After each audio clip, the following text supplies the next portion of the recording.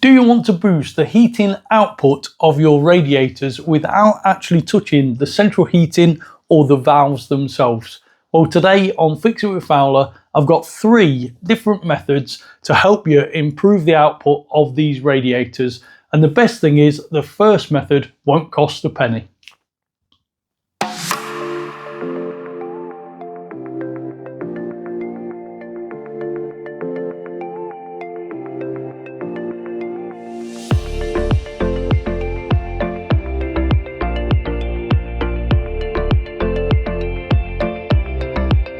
Radiators work by radiating heat, and that causes a process of convection. Convection works by heating cold air. As that rises, it then naturally draws cold air through and behind the radiator, which in turn heats up and then heats up your room.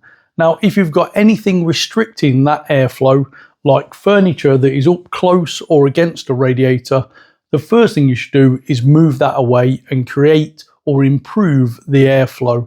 And to do this even further, you should think about cleaning either inside or behind the radiator. And I've got a real good trick for these new modern radiators.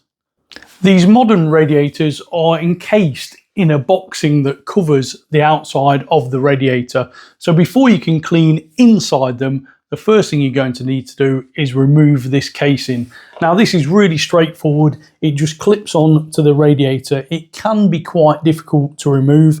So I place one hand on the radiator and keep pressure downwards so that you don't pull the radiator off the brackets. And then holding the side, give that a firm pull, and that should release the side casing. You can then do the same thing on the other end. And then over the top, there is this protective cover. If you gently lift that up, give it a little wiggle as you go. That way you won't bend anything. And then you can get something like this. This is a special radiator brush, and this is designed to fit inside the gaps within the radiator itself. So you can just press that down, give that a pull, and go along and do every single one of the radiator. And when you've done that, you can then do the same and go behind it and clean everything out. And just by doing that, you'll increase the airflow through the radiator itself. As I said before, radiators work by radiating heat out of the front and also out of the back. Now, if you've got older properties like this or radiators on external walls, some of the heat that's generated by your radiator is absorbed into these external walls. And the way to stop that is simply by reflecting that heat back into the room. There's loads of products to do that. Last year, I did a video on something called Radfleck, and that was really good. But since then, we've replaced all the central heating in this house, including all the radiators. So what I installed last year no longer fits, so I need to replace it all. And what I've actually gone for is this. This is radiator insulation, which works exactly the same. You just cut this to size, it slots behind the radiator and prevents that from happening. Now, this is Amazon's best-selling product, and actually it's really good value for money. It's 5 meters long and 0.6 meters in height, which is the average height of most radiators. So just off this one pack, I should be able to do at least half of the radiators in this house, and it is really easy to install. I'll measure the width of the radiator and take off 3 centimeters from each side. Transfer that measurement to the superfoil and cut to size. Measure the height of the radiator. Again, take off 3 centimeters, transfer these measurements to the superfoil and cut to size, and then just double check it's the right size. Measure the distance between the support brackets on the radiator. Again, transfer these measurements to the superfoil. Measure the distance from the top of the bracket to the top of the radiator, and again take off 3 centimeters. You can now trim that cut onto the superfoil itself. Now apply the sticky pads supplied. You can now install the superfoil behind the radiator and press into position.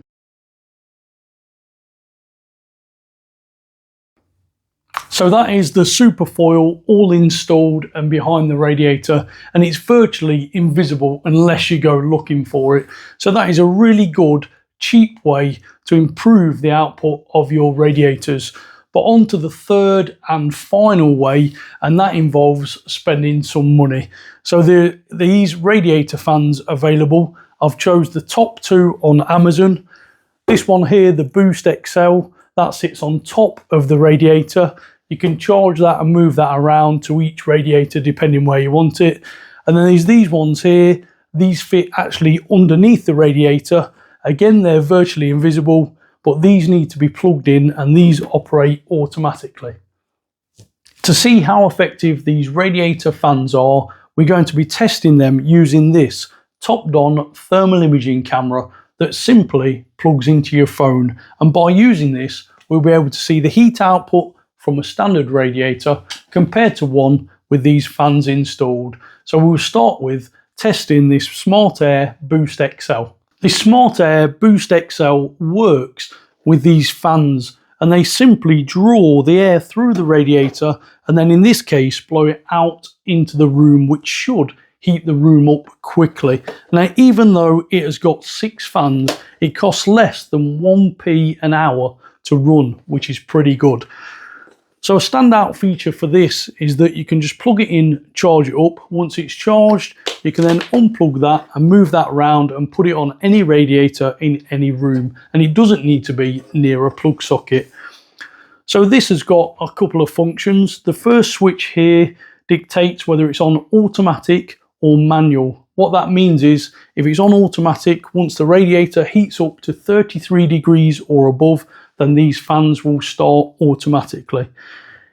You've got 2 speed options. You've got a low speed or a high speed. And to install it, all you need to do is place it on top of the radiator. Now, if you've got a radiator that's an odd shape or a funny size, it also comes with these clamps, so you can clamp it into position and ensure that it's stable. So on the front itself, you can see there's a display here, and that tells you that the temperature of this radiator is 21 degrees. And it, like I said, it won't start until it's 33 degrees. So at the end here, you can click it into manual mode, and then you can scroll through whether you want it in low or high. And it also tells you the amount of charge it's got left in it. So if we click that back to automatic mode, we can now get the heating up and running, and we can use the thermal imaging camera and compare a radiator with nothing on to this radiator here with the Smart Air Boost XL.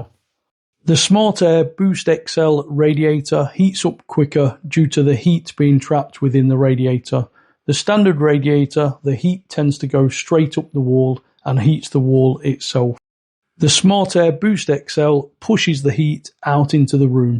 From the thermal images, it's very difficult to tell whether this is effective or not. However, being sat right in front of it, you can definitely feel the heat given off from these fans. The only downside, I'd say, is that actually it is quite noisy, even on the lowest setting. So that is definitely something to consider. So we've done that one, so now let's move on to the other fans.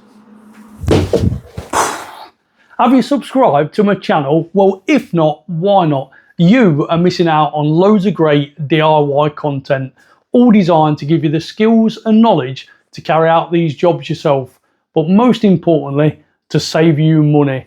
Now, if you're interested in any of these products that I'm using throughout this video, then please just scroll down, look in the description, and there'll be links to take you directly to all these products. So onto the Speed Comfort Duo set. Duo meaning 2 because this is a larger radiator. Now, when I chose these fans, it was shown that these actually sit underneath and are invisible. However, with this style of radiator, that is not the case. These are just simply too big. However, these can sit on top of the radiator or go underneath.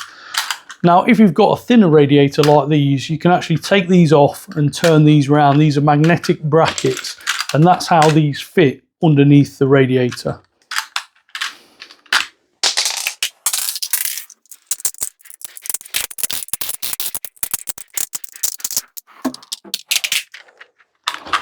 So now I've adjusted those. You've got 2 sets here, and the first fan, the one that requires the power, is this one here with 2 ports on the end.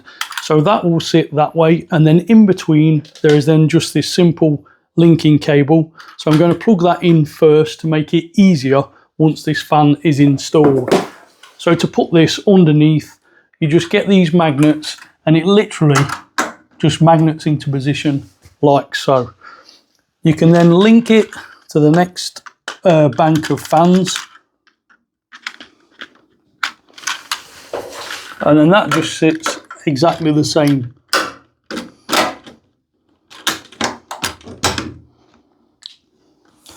So now you've got them installed, you can then connect the power to that end and then this thermostat as well.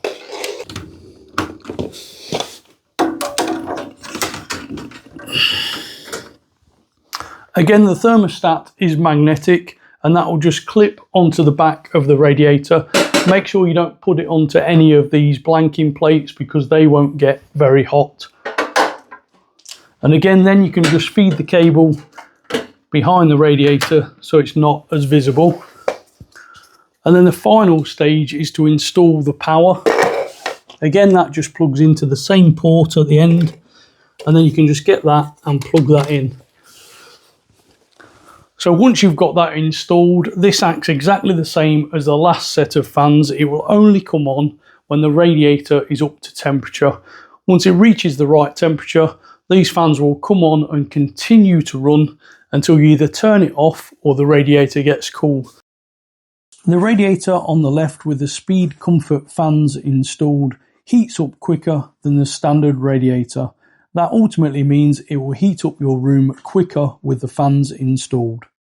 Let's start with the radiator fans. The main advantage of having these is that it will allow the radiators to warm up the rooms quicker, which may mean that you don't need the central heating on for as long. The other thing with having something like this, if it's placed under a window, that will divert the heat straight into the room. And the other thing is they're really cheap to run at less than 1p an hour. But what are the drawbacks? Well, the drawbacks for me, first off, is the way they look. Personally, I'm not that keen on the way this sits, or indeed the way these sit under the radiator. Another drawback for these speed comfort fans is that they need to be plugged in and you need a power supply, which could be a bit of an issue. The other drawback, and the main drawback, is the noise that these generate. Now, we sit in the lounge and watch telly, and if these were installed in here, I would have to turn them off. I just think the background noise is too strong. So would I recommend you to buy these? Well, personally, no. I'd save you money. They're not very cheap. 50, 60, 70 pounds, depending on which models you get. And for me, I don't think the advantage is great enough. But what I really do recommend is the first two options of this video. The first one, to move furniture away from your radiators to create more of an airflow and clean them. That doesn't cost you a thing. But if you've got some spare money, then I definitely recommend this super foil. Really easy to install. In fact, so easy, even I can do it. And once it's installed, it's virtually invisible. And you only need to install this on external walls. So this has managed to do 5 radiators in this house, which covers all of the downstairs. And we've only got a few more to do upstairs. So that is really good. So if you found this video useful and helpful, please scroll down, click that thumbs up button, give this video a like. Leave me a comment and let me know what you think of any of these products and whether you've tried them. But the most important thing is to hit that subscribe button, turn on the notifications and join me on my YouTube DIY journey.